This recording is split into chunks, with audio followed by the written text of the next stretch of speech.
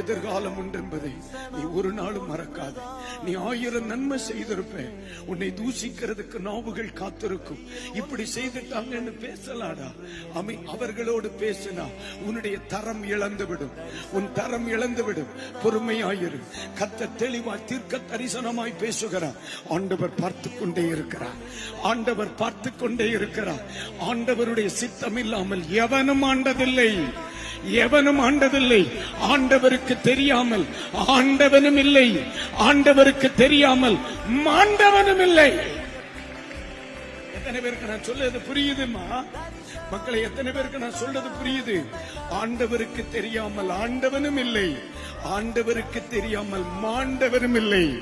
சகலத்தையும் அதன் காலங்களில் நேர்த்தியாய் செய்கிற என் அருமை இரட்சகர் இந்த ராத்திரியில் மிக தெளிவாய் சொல்லுகிறார், என் பிள்ளைகளே, அவருடைய பொறுமையின் அடிச்சுவடுகளை பின்பற்று.